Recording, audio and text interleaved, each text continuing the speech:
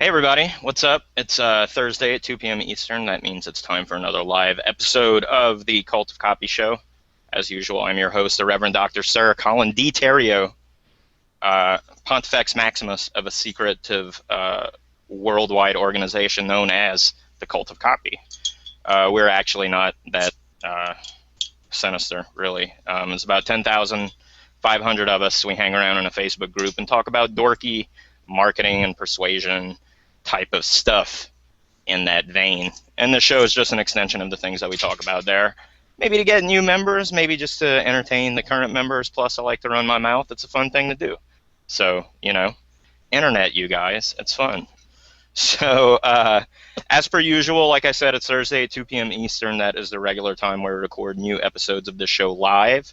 So, if you are watching this live as we are recording it Thursday, September 11th, 2 p.m. Eastern, you can leave a comment in the YouTube channel or in the Google group or on the Facebook post for this episode. And our director, Zane, is in his command booth ready to make sure that I'm made aware of any questions or comments that you have about today's topic, which if you saw the announcement, which I did on Tuesday this week, super early instead of at the last minute like I normally do, we're going to talk about something that I'm starting to think of and refer to as anti-professionalism, but really that's just a made-up word to apply to the position that you can do as an online business person where you're not the button-down Oxford shirt, necktie wearing, proper talking, old school businessman of yesteryear. Does Which this have anything to do with the post that you made about, or maybe you didn't make it, but it was about how people are actually getting paid more money to give crappier service? Something to that no, extent? no, no, no. It's I think you're talking about a post that was in the cult where Yeah. like if you tell people not to buy your stuff, it makes them want to buy it more. Oh, okay. All right. Um, but that's kind of part of it. That's kind of part of it. Ben Settle, who is another copywriter who has a podcast and a newsletter and all kind of things like that that I listen to occasionally, I think he calls it uh, anti-preneurialism, is very similar to the idea that I'm talking about. Um, the what let's back up a little. What started me thinking along the lines of wanting to do this as a show, we kind of hinted at last week. Someone made a joking comment about it. There's this old school, smart, legit copywriter guy from back in the day named Robert Bly, right? Here's his book, one of his many books, which he will be happy to give you some Amazon links to any of his books, but you can see his name there, Robert Bly. This book has been on my shelf as a professional copywriter pretty much from the time that I had the job. Because, it's called the Copywriter's Handbook. Of course, that's the one you're going to pick if that's something you want to do. And it's a good book. I don't follow it to the letter or anything. I read it years ago and then kind of set it aside. But the thing with Robert Bly is earlier in the month, I think actually on the 1st, so last Monday, right when I came back from the JV Zoo event, he had a post that some other Facebook friend of mine had commented on or shared to leave a comment about. And basically, Bob, we'll call him Bob because pretty much all his people call him Bob. And again, utmost respect for the dude. Anything that I say is just a difference of opinion over business stuff. Like, his way is legit too. I'm just saying my way is also legit.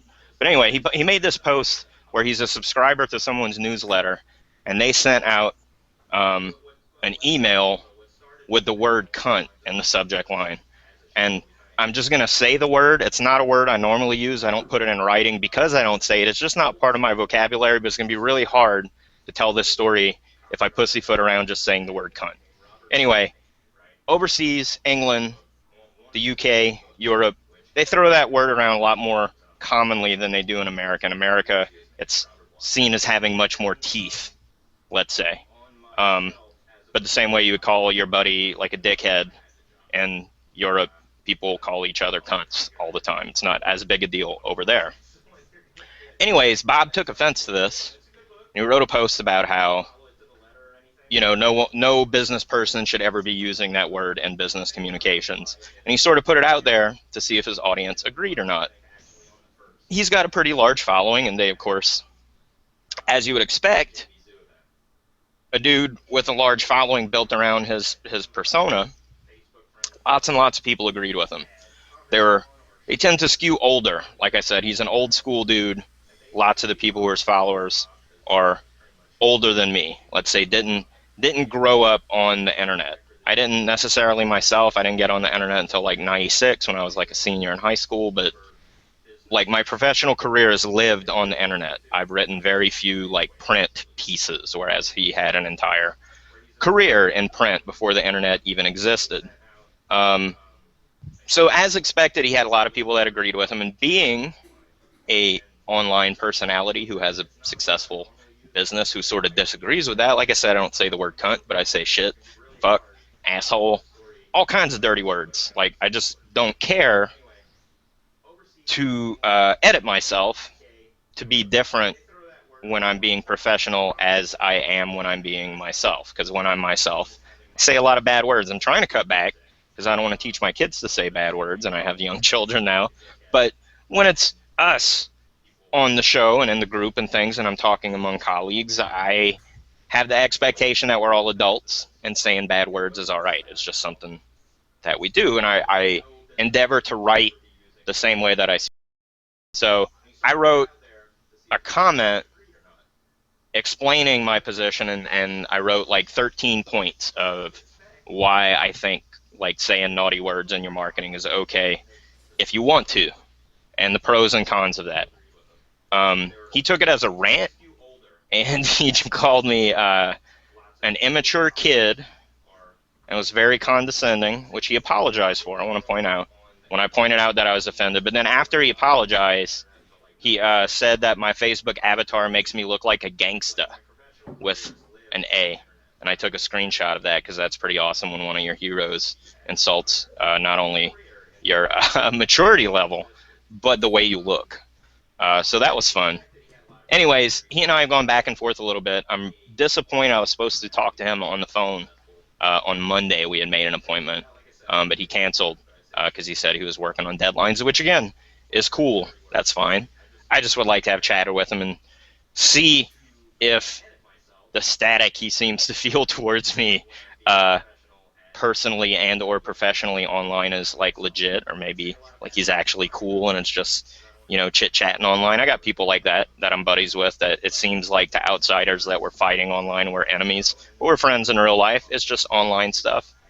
Anyways, some people agreed with me in his thread and some people didn't, and it was like a massive thread, like 500 some odd comments. It's obviously a hot topic. um, what I want to talk about today is, again, defending that position that his stance was under no circumstances should a business person be using this kind of like naughty, filthy language in front of prospective audiences. Because his whole thing was like he was in the market for what this marketer sells, but he is opting out because of the language that he disagrees with. So that's bad. Rejecting money from potential customers just so you can use a little bit of potty mouth. My position is you can say whatever you want, and the internet is so awesome at helping people build audiences that you can build an audience that likes what you have to say no matter what that is. There's ample proof in other business avenues that people can get away with being these abrasive, crass personalities and have massive audiences that like that they're unhinged and can say whatever they like. Howard Stern, many raunchy comedians. I like listening to the Joe Rogan podcast, and that dude, he runs his own syndication deal and makes his own content, so he's not beholden to a network. He can say whatever he wants. We kind of talked about that in Bob's thread, and he pointed out that business professionals are not the same as comedians, and I pointed out that they can be depending. Now, if I was selling to the corporate world, button-down shirt with the necktie and clean shaven and using words like synergy. That's the hand motion officially for synergy. You got to weave your hands together and say synergy. If I was doing that kind of thing, I could see why you would want to portray a very polished and professional image. But most dudes like that I know, suit dicks, as I like to call them, suit wearing dicks, those guys, when they get to the bar after the business meeting is over, they're just as raunchy and, casual with their language as anyone else when they're among friends, when the veneer comes down. Um, my position is like I just skip having the veneer. I try to be the backstage version of myself at all times, and we'll talk a little about that as we go on. Um, to get started, I think it would be helpful. I want to hit the 13 points that I wrote up real quick and that comment of Bob's because they're good. I think I'll make a post out of it on my own rather than just let it die as a comment on this huge, huge thread that Bob started.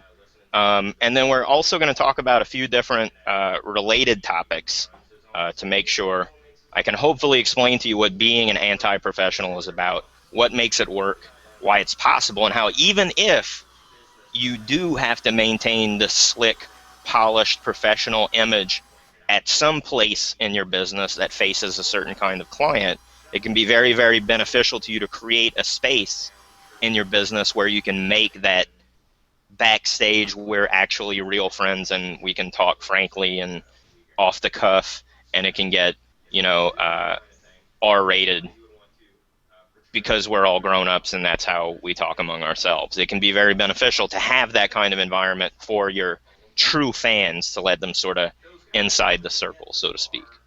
Um, so bringing up that post that I made of his real quick,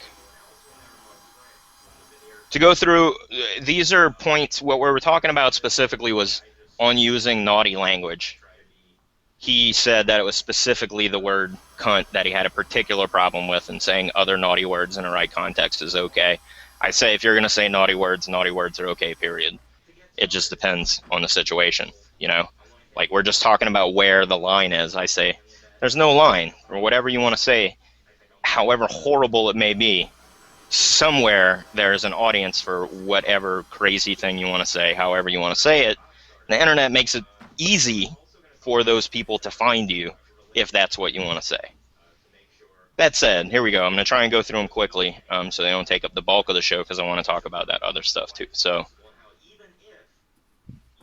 using naughty language and being this anti-professional image is useful in a variety of ways depending on the kind of business you have. But if you're going to do it, make it a conscious choice. And here are some of the benefits that you can get when you're doing it as a conscious choice.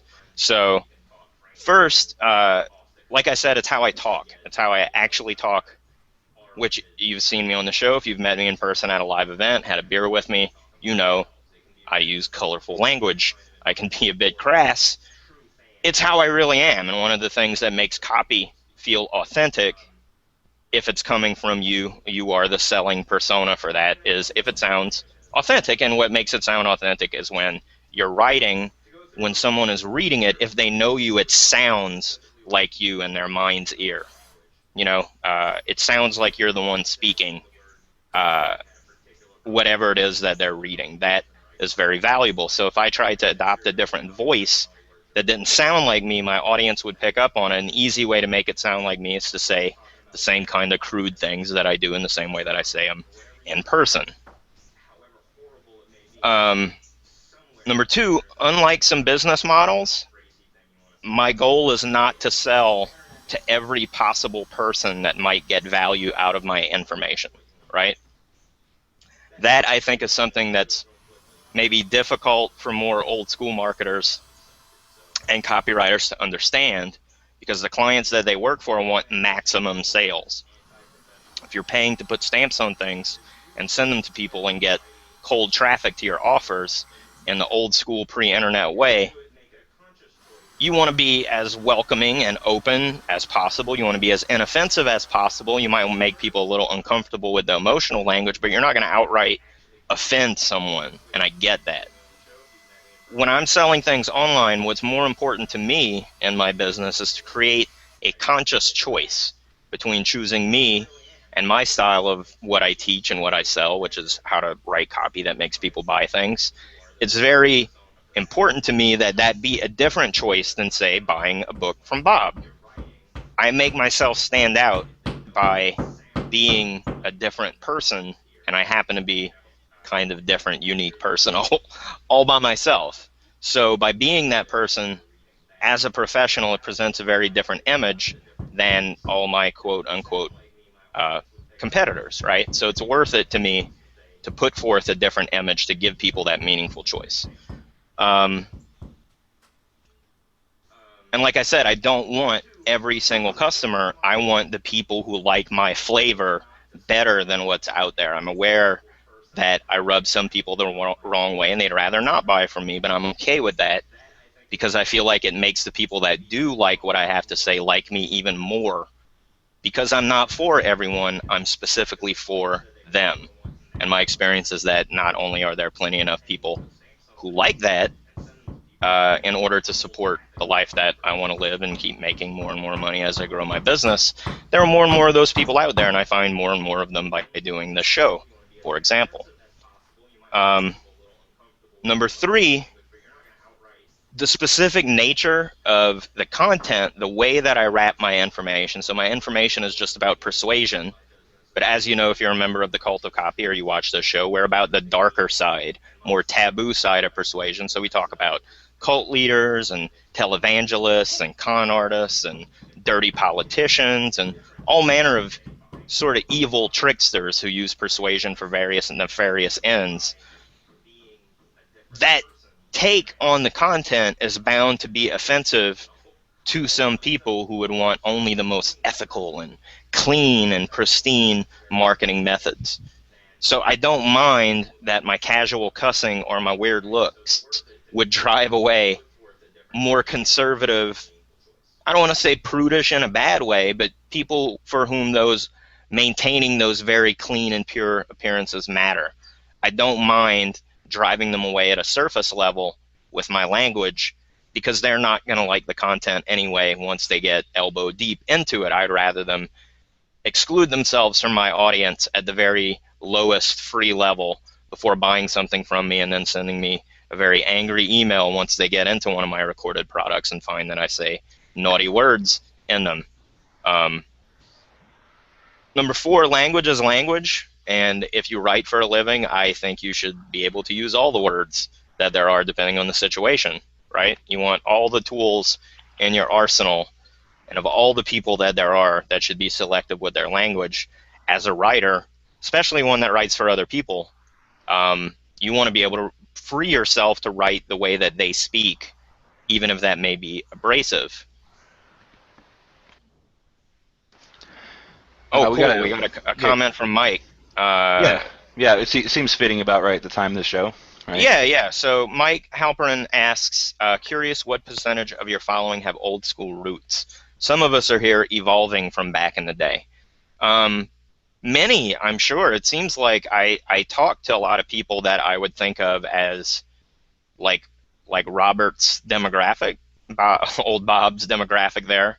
But I don't know. I've never done any metrics. I know a lot of my other friends in the same industry as me say that they have a lot of boomers, baby boomers, in their audience because, you know, a lot of those people are hitting retirement age and want to do something. Maybe they had their own business and they want to take it online. So they encounter people like me that basically live only on the internet as far as our business. Um, but again, it's a flavor thing. One thing I tried to point out in Bob's thread that some people were arguing with, especially older fuddy-duddy types, not you, like you can be older than I am and not be a fuddy-duddy. It's a different attitude. But a lot of them were like, oh, it's the kids these days using the foul language and, or, you know, respect your elders. We didn't behave that way. We knew better back in our day. It's not generational at all. You can find like some real old assholes that curse just as much, if not more than me. It's not a Yeah. generational thing. It's a cultural thing. And it's about the kind of people you like to spend time with. And my experience is I know lots of millionaires who are, you know, potty mouths and we hang out and have fun and drink and misbehave and cut up and don't act like professional people at all, either in our business or outside of it. So I know that the alternative is possible. And my only argument is not Again, not that my way is better, but that my way is possible and just as valid in the modern business environment. Right. So, what would you say is that determining factor? Like you say, it's a cultural thing, right? You got like George Carlin, who's now passed on, but Right, who's right. always been He's like an old who's he had a right. whole skit about like the nasty words you can't say on television. I think cunt might even have Exactly. been one of them. Yeah, and then you got Um, Hank Hill on the other side. It's like, boy, I tell you what, can't be swearing in your email, right? right, right. It just depends. We'll talk about this when we get a little deeper into the topic, but it's got to do with, like I said, these slick, professional, polished people, business people, rarely are that professional, polished image in all facets of their life. When they hang out with their true old school friends from back in the day, things get loose, the necktie comes off, they talk in a different way, right? It's a more honest, raw environment if you catch them in the right place. And a lot of times when people try to make business relationships with people, they want to put them in that environment. It's like when you have a client and you know he likes the boobies and you take him to the boobie bar instead of to a business dinner because you're trying to get him to be casual and be your friend. You're trying to snap him out of that professional environment if you're trying to be like a face-to-face salesperson, right? I've been in situations like that times ago when I still worked in the corporate world. So with that in mind, the thing is on the internet, where that line is can be anywhere you want it to be, right? So when you're in a real world business relationship, the line of professionalism is like at the client's door, basically. You can think of it that way. Whereas when you're online, I could have like, well, when you're in the cult of copy and you join at that level, I let people know, oh, it's raw and uncensored and nasty, and we say bad words. You got to be an adult, blah blah blah. But I just basically don't have that line separating the outside professional world from the inside casual, real, raw world that I occupy. I don't have that line. If you meet me in any way whatsoever, even at the most outmost free, publicly available level like this show, I'm the unpolished, raw personality that I am on the inside of that group. But you can do that differently, right? Like you can have it so that if you subscribe to my list, I can say this is the insiders list, and it gets pretty raw and blue and off color in there. So if you're not okay with that, don't join. And then try to put a professional image out there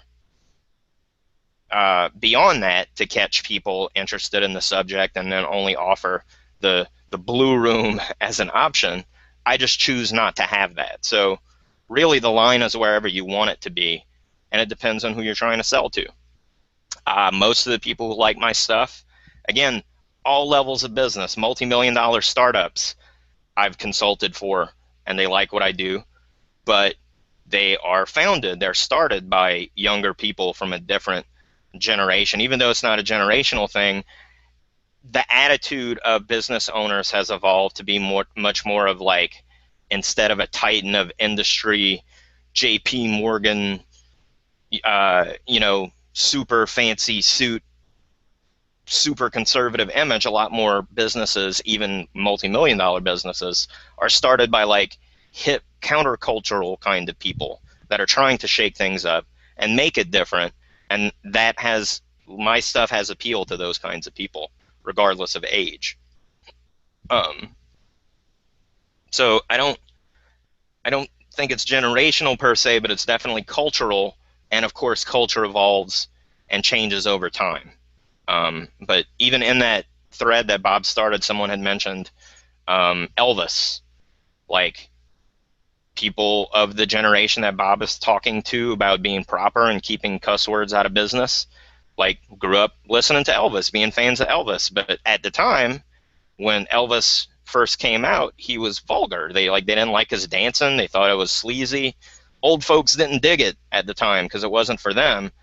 It wasn't an age difference. It was a cultural difference that just happened to coincidentally have to do with age. But now those folks are old. They still think Elvis is cool, but I'm sure some gangster rapper talking about twerking, they just find vulgar beyond words when, Elvis would shake his pelvis and ding dong in your face while singing. Just different tastes, different configurations of the same kind of thing.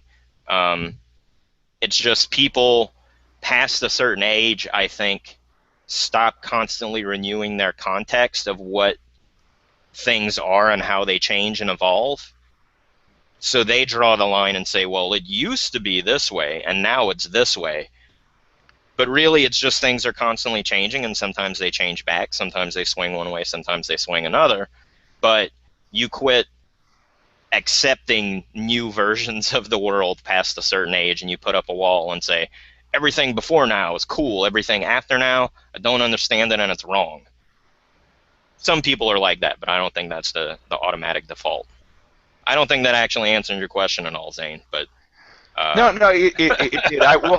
I think this was also brought up a little bit in an earlier episode where you were bringing up like when people say back in the day it was way better. It's like, well, you also had a totally different context in your life, right? You were a little kid. You didn't have to rely on yourself as much. Those kinds of things that I think again make it a cultural thing where as a kid you didn't have to do as much stuff, so it was this time period, and now you're older, you have to do all right, this other crappy everyone, stuff. unless you had like a horrible childhood, most people that have this nostalgic feel for the time that they grew up, like, oh, things are so much better, and families and the neighborhoods and the towns and everything was better.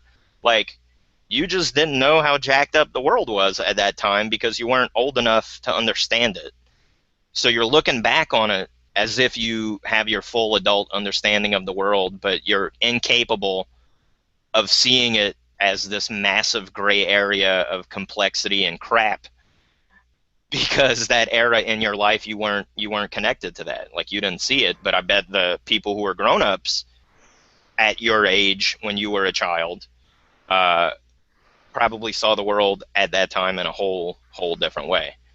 Yeah. Um, No, that answered it.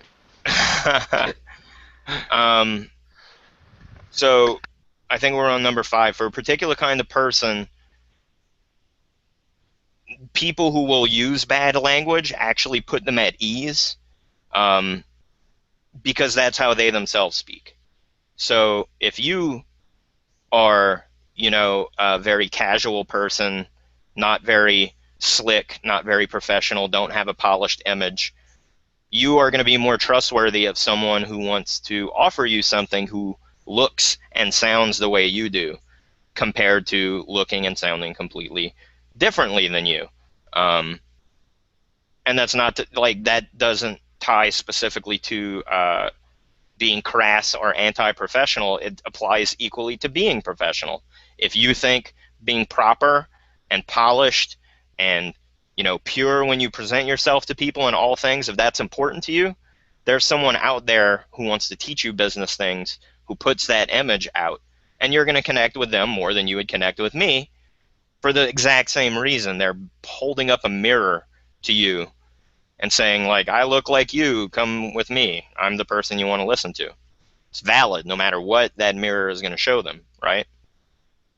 It's the same as like Whole Foods or Trader Joe's that have this like crunchy, eco-friendly, hippie attitude about their food, when really, like, you can buy organic food at the regular grocery store. Maybe they don't have as big of a selection, but they're catering to how their audience sees themselves, and they're holding that reflection up, and it feels to some people like this grocery store is for me and the other one isn't. This one is more for me because it looks the way my aesthetic about myself and my head is, right?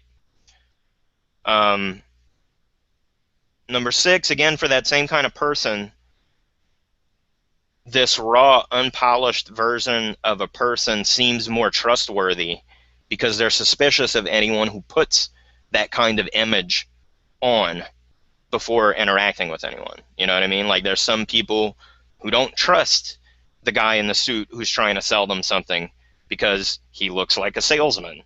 Whereas I definitely don't look like a salesman, but people buy things from me all day, every day.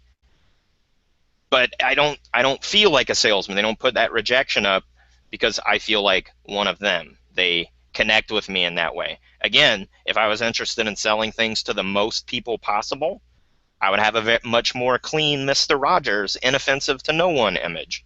But I don't care about selling to everybody. I want to sell to people who connect with me on a personal level. I want like fans of my work so I can do whatever I want to do and they're cool with it. The only way to get that is to be authentic, be your actual self. And I guess you can look at it as, unfortunately, I have trouble being normal, I guess you would call it. So I put the weirdo image out there because that's who I am in real life, and it works for me. I have a successful business doing it, so therefore it is a viable option. Um, Number 7, and this is particularly about cussing, using bad language can sort of shake people up and snap them out of the idea that they are consuming an advertising message because it's so different than what most advertising is like. It can be a pattern interrupt if you're familiar with what that is. Um, let's see. Number 8, and some readers, depending on their perceptions, it actually creates an impression that the person who is capable of using this kind of language so casually is very successful because they don't need to polish their image up to impress anybody, right? Like, if I can just say bad words whenever I feel like it, it's because other people's opinion doesn't matter to me. And that is something that some people sort of put on a pedestal, because if they feel like they're in a position in their life where they can't cut loose, they can't be themselves, they're buttoned down and hammered into a hole by the circumstances of their life, and they wish they could break free, they admire people that seem to be successful while being raw and uncensored and their real selves. So to that kind of person, you seem more authentic than the polished and professional guy ever can. Number 9, this is where I actually came up with that word anti-professional, and I said, if used properly, cursing position ones as the true opposite of professional, which, unlike some people might think, it's not unprofessional, it's anti-professional, which is sort of, it appeals to many buyers of a particular taste. So the same way that nice parlor music had to give way to countercultural rock music when it first came out, and then that rock music became boring to the next generation, so they had to have like crazy drug-induced hippie music, and then that got boring to people, so then they had to have like progressive, insane musicianship kind of 70s weird rock, and then disco, and then rap. Like people keep offering this thing that's like kicking in the doors of whatever the establishment is, and there's value in putting that out there as what you're about, right? Like you're specifically being anti whatever the establishment is. It's a very punk rock kind of attitude, if you want to think of it that way. Deliberately trying to have a go and say, I can do what you're doing, but I'm going to do it my way, and I don't have to do it your way because you don't make the rules, kind of thing. Number 10, there are some people who curse and some who don't. That creates this kind of us versus them thing that can kind of build a community, which I run a cult, so I kind of know a little bit about building communities, but you want to create a kind of feeling in your audience that they're part of a group, and there's insiders and there are outsiders. And that whole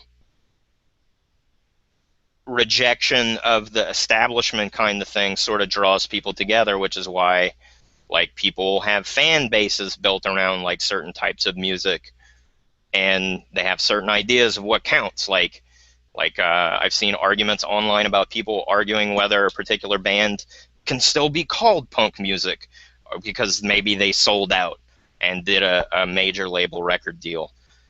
That kind of thing fascinates me because that is what we're talking about. They're like, here's the group, this is what's inside the group, and it's cool because we're in here. Everything outside of it is not cool. It's not for us. using loose language in a professional environment is one of the things that can create the skin of that bubble where people feel like we're in here, we're cool, we get it. Everyone outside doesn't get it. Let's see. Number 11 was that this illusion that is very traditional that our professional lives are separate than our personal lives. There's this wall between the two, and the way we behave with clients and customers is expected to be somewhat different than the way we would behave with friends and family and things like that. You know, you'd still like, it's not like you're going to be a total person that you're faking, but there's this veneer, this costume, this mask that you put on that affects your behavior and your appearance and all of those things that you're putting out there to interact with your audience. The advent of the internet has made that less and less important because, like we talked about, you can move the line of where that barrier is. And for me, the barrier doesn't exist because I don't have some business elsewhere where I'm a polished professional person. And then when I come home and want to unwind and be, you know, the crass, raw, uncensored individual I am when I interact with the cult of copy, it's not like I, you know, stick my mohawk on my head and glue my beard to my face after taking off my necktie and coat. Like, I'm just this way all the time. There's no line. Other people are very successful with having that line where they're like very polished and professional outside, but then they have their inner circle of people, that circle of trust where the necktie comes off and people start being real with each other. The internet has made it very easy to operate in both worlds, or even only in the backstage world where you don't ever have to even have the front stage polished professional presentation at all.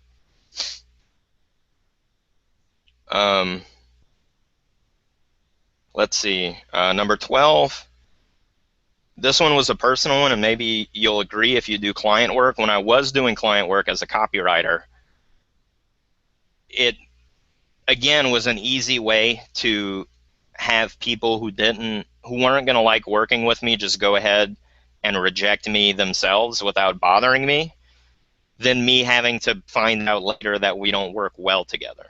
So the thing with the naughty words is anyone who's going to get upset over casual use of foul language probably is a very meticulous person, and I'm more of a big picture person, and I don't work well with like people who nitpick over minor details of things when we already agree on a big picture, let's say. So it's one of those things where the people who I would be driving away by behaving or looking or acting a certain way, yeah, I could enjoy their money and they could like my material if it was stripped of the wrapper that it comes in, which is my branding and persona and personality interweaved throughout it.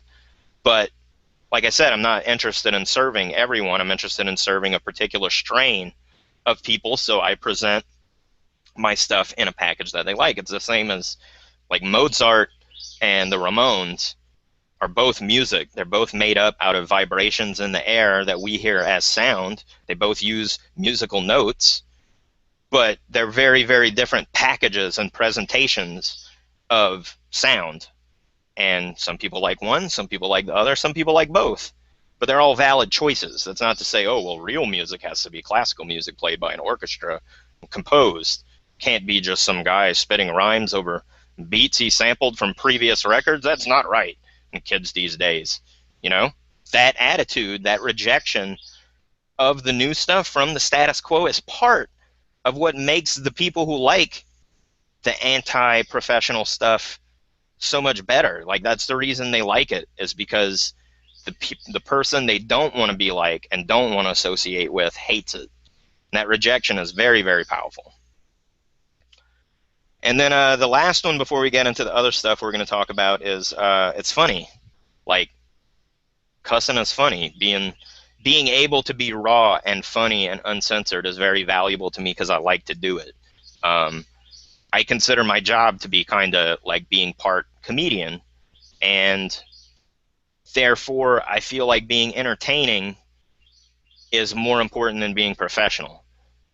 And anyone who's trying to do an online kind of business that's based around content and information and getting people to stay subscribed to it and consume it, if you're not paying attention to entertainment value, you're shooting yourself in the foot, because that's all that's going to keep people hanging around over the long term.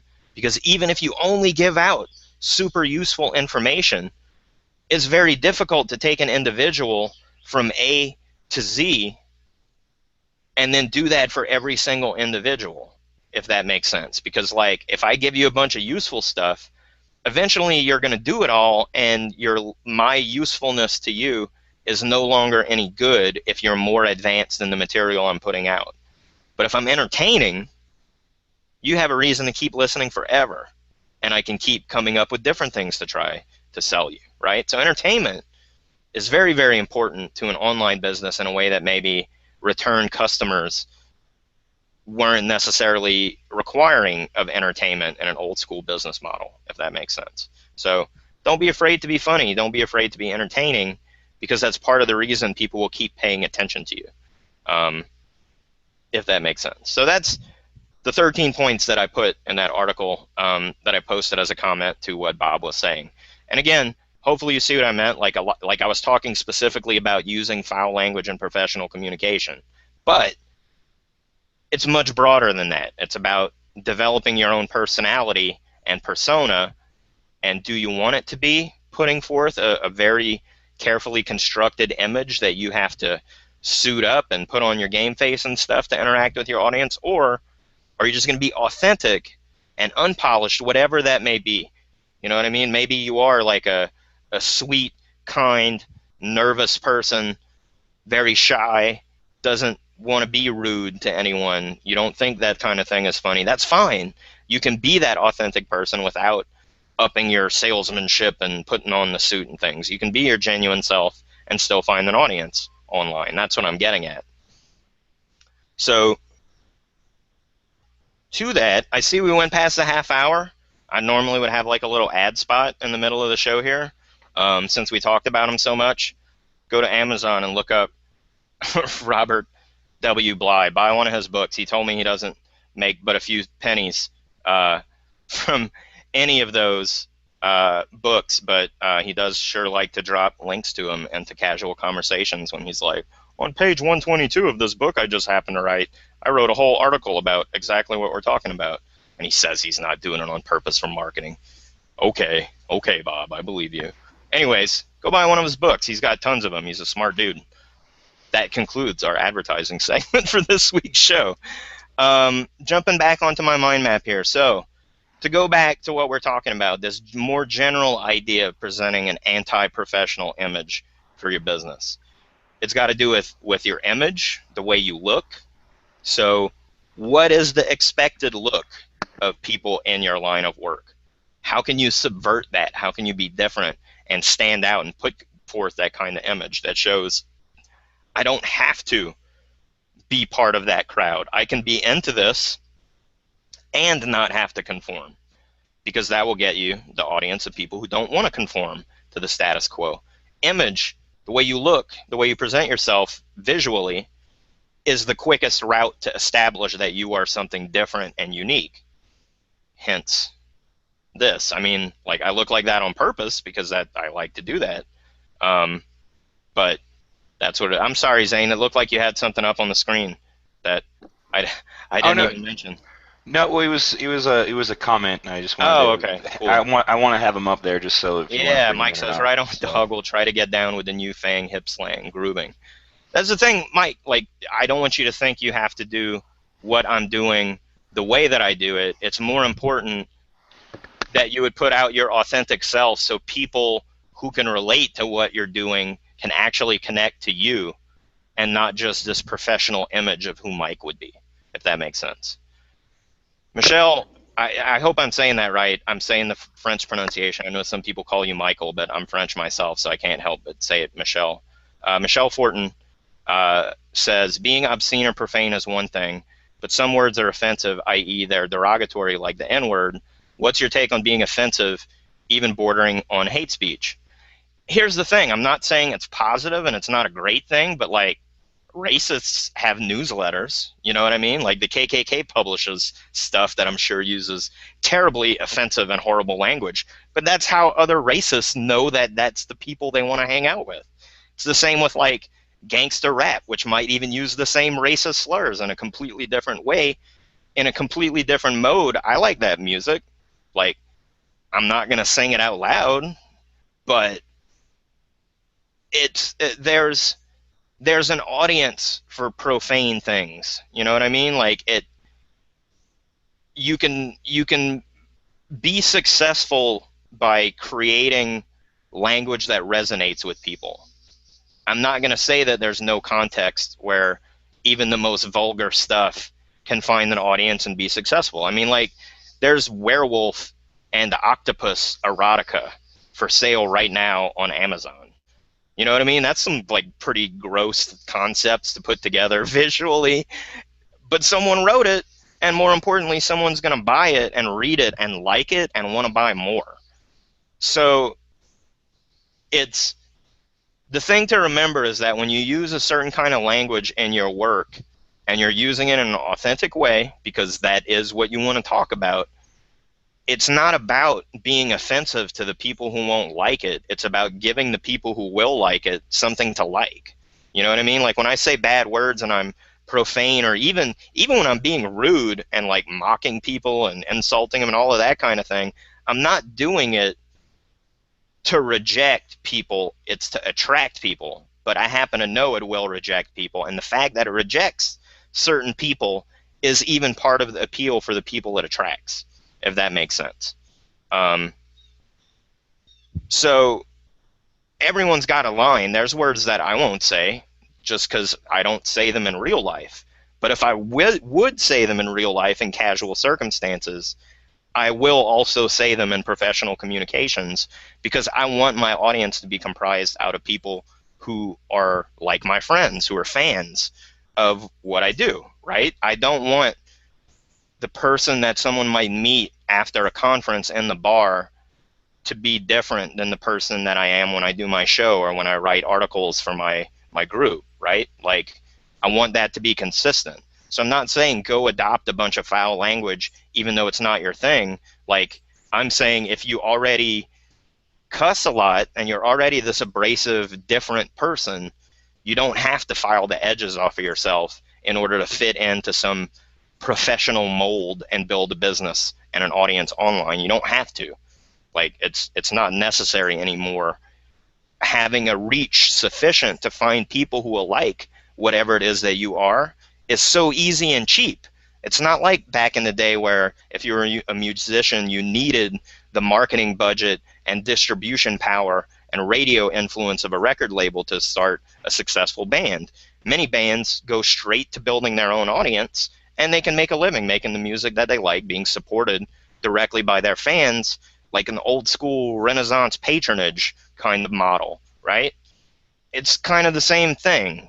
Like, no one who is a persona-based business online these days can deny that being a personality who can interact with your audience is very, very valuable. And my point is that presenting a specific image that appeals to a specific kind of audience is valid.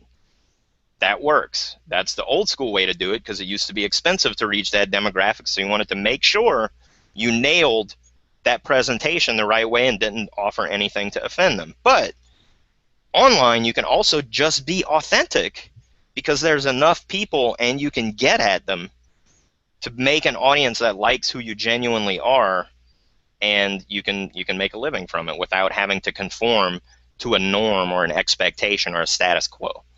Hopefully that answers the question.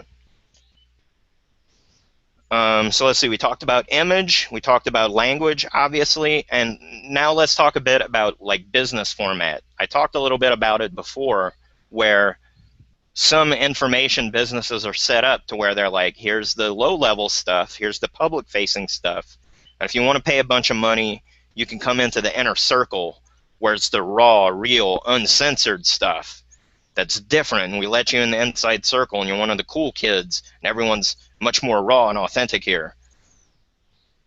My business is set up to where that line doesn't exist. Like, if you come into the earliest access point I have to be part of my audience, you are exposed to the inner circle, raw, unpolished stuff. And that's just a marketing choice that I made. But if your business model supports being that raw, uncensored figure, and your audience wants to connect with that in a kind of way, then like do it, put it out there. There's this guy, he's a personal trainer, motivational workout guy, TC Fletcher. He's a big buff dude from like Compton, and he's huge, and he curses so much. He's got this one awesome motivational video that I'm sure you can find if you search for it, and he talks about your magnificent obsession. His magnificent obsession was like having huge, giant arms. He wanted to be like the biggest dude walking down Compton Boulevard. And so every day he would go in and work on his arms, even though all the workout coaches were like, you need to do different stuff. But he curses. Like, that dude is so vulgar. He's like, if you are not obsessed with whatever the fuck it is you want, then motherfucker, you're not going to have it. He just throws it out there, but like, he's a big, like, he looks like he could rip your head off. Like, he looks like he curses while he's lifting weights, and like, that's the dudes he wants to draw. Everyone they show in his gym, which has all like these graffiti murals all over, everybody who's in there looks like him. Big, brutal, rough, tattooed up, tough, like street looking guys. Like, that's what he wanted to put that out there. That was the image he wanted to do, and that's the people who are attracted to it. Like 30 to 40-year-old like housewives that want to get fit after having babies are not going to be in that gym because it's not for them. He's putting that image out there to exclude them, but it's okay because like his business is just making big buff dudes buff. So it doesn't matter that like moms don't want to go work out in his gym. So he doesn't have to worry about offending them or scaring them away because that's not his business. So that's something to keep in mind. If your business can sustain not having anything to do with the kind of person that would be offended by what you want to do, don't be afraid of rejecting them, because they'll go find something they like better, and then the people who like what you're doing will be able to latch on even better because there's no one in the way between them and you. Let's talk briefly about why this works. So again, I'm just sort of repeating things that I said earlier in the show, but to sum it up, why does this anti-professional thing work? It's because to a certain segment of your audience, it creates that inner circle, that space where it's safe to be raw and real and uncensored, and you don't have to be guarded because it doesn't feel like anybody's trying to sell you anything. Everyone's just being honest, and there's no reason to hold back. It feels like a more pure place, a less artificial place, no matter what your niche is. Again, the strength of the internet is allows you to put that barrier, that line between what is professional and what is the inside circle wherever you want. And if you're like me, you put it to where everything else that's not me is the professional, polished world. Everything that is connected to me is in my inside circle. I have no outside circle. You don't have to do it that way, but you can. If you don't do it that way, like I said, even if you have the very polished, professional, clean-cut kind of profile in your business, it can be very valuable to you to create that backroom secret inner circle where people can feel safe to be honest and authentic and real.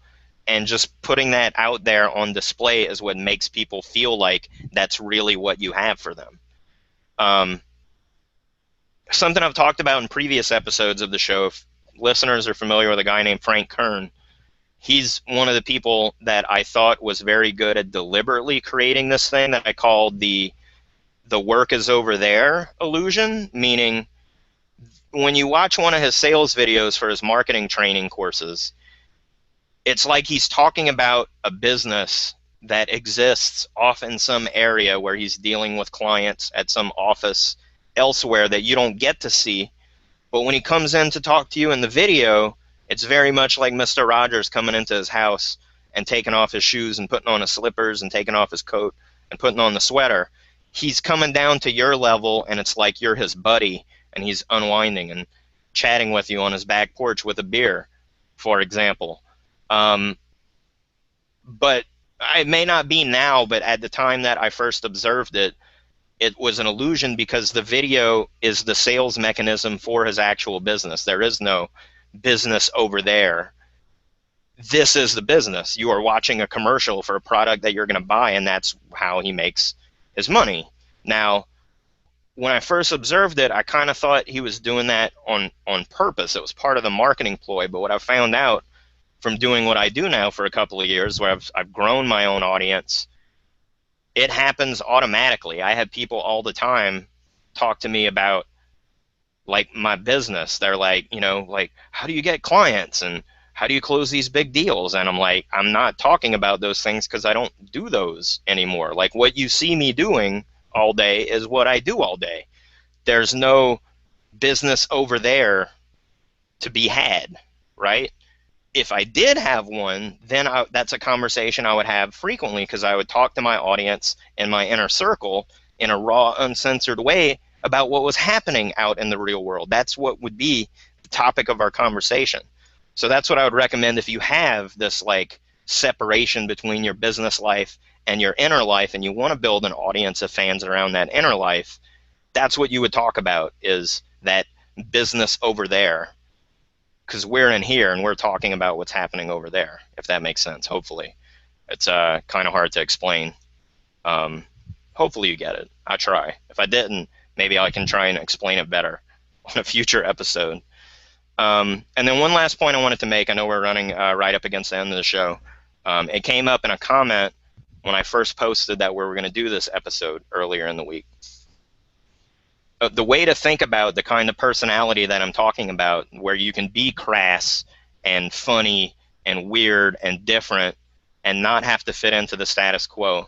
If you think to any movies where the hero of the movie has this like sassy sidekick who gets to be the comic relief, who gets to do the crazy things, who doesn't get in trouble, who seems to be lucky, who seems to have all this like hip wisdom to dispense.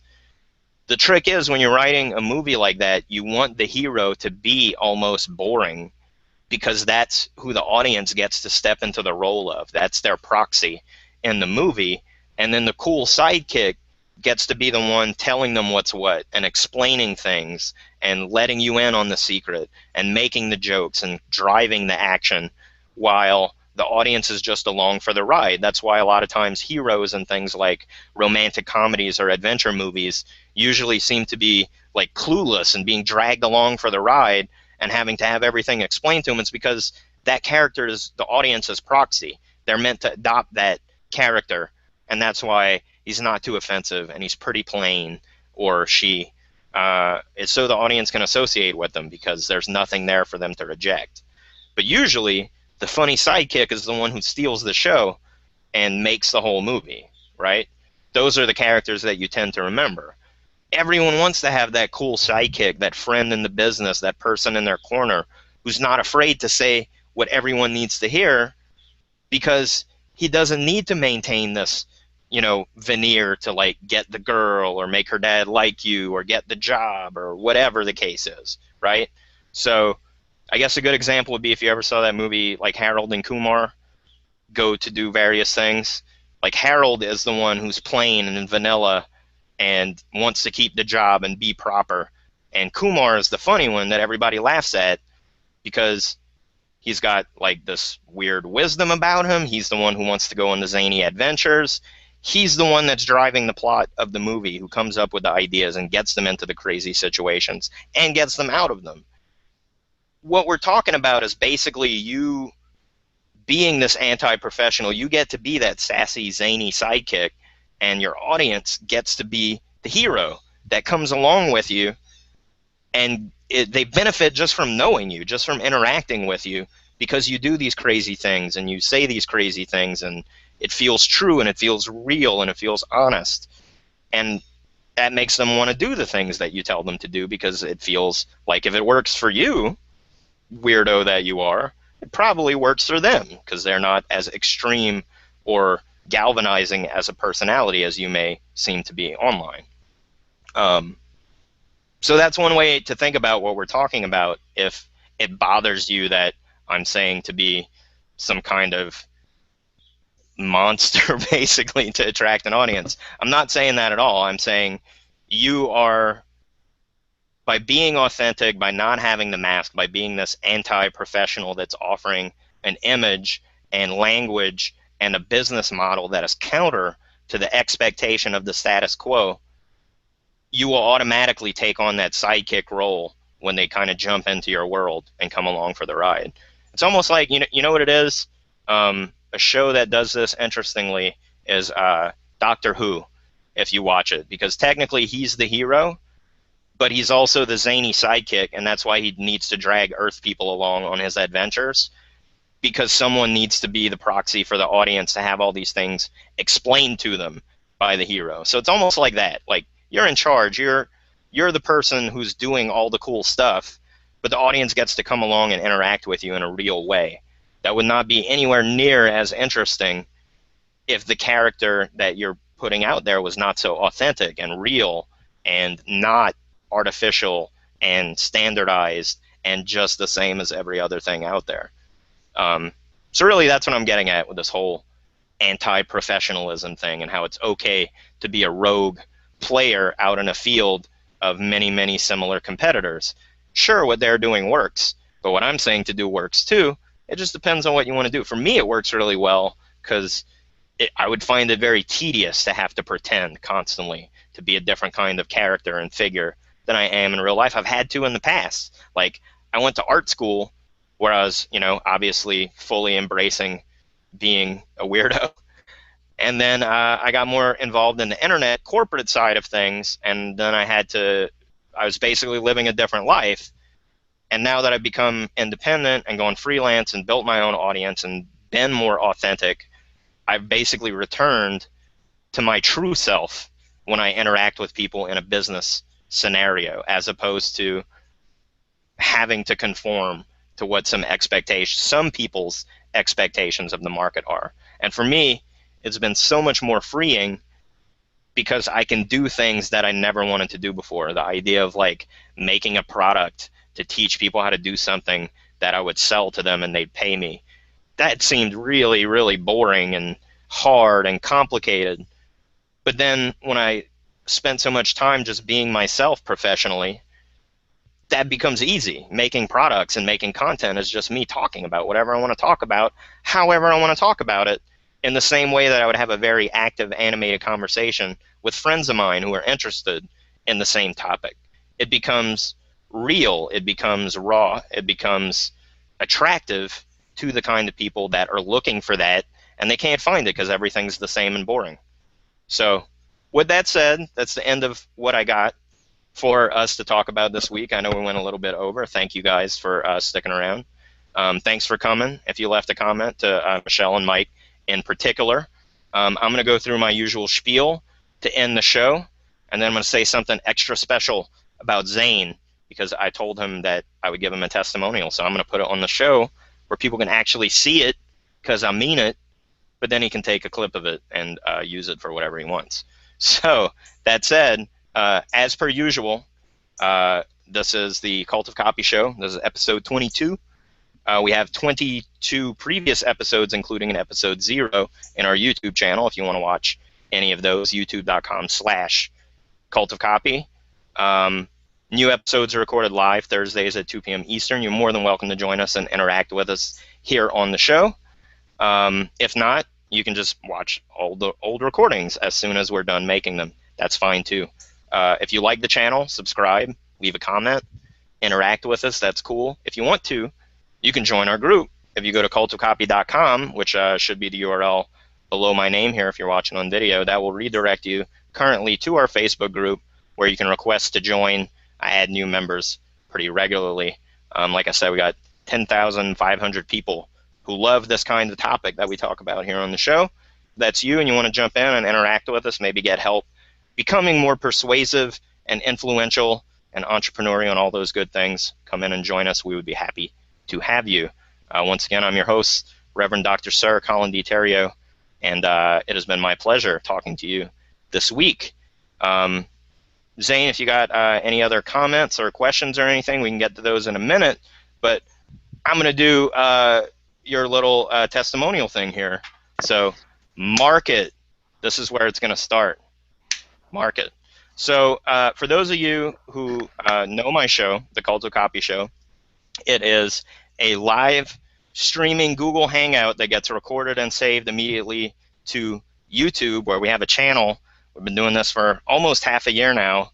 The show wouldn't exist without the help and encouragement and even nagging from Zane Miller, who's the genius, who is the one who told me that this was even possible. I just wanted to make a podcast. He's like, you could do a live show. It'll be on video. Like, I can direct it. We'll be able to put things on screen. You can do live video clips. It's like just like a real show. I'm like, that sounds cool. Let's try it out. And 100%, it's turning out better than I thought it would be when I had the idea to just do it as a podcast. It's fun. He makes it easy.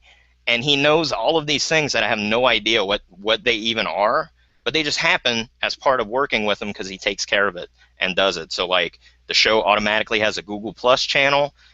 Like, it automatically gets shared. I apparently have followers on Google Plus that I didn't even know about. He's not only made the technology super clear, but he helps me run it in a way that makes everything go smoothly. So if anyone ever asks me or has any questions about, like, how do you do your show? How does that work? How do you get it on YouTube? I have no idea. I just refer them to Zane because he's done an awesome job and not only being knowledgeable, but being technically proficient and being reliable enough to do a weekly show.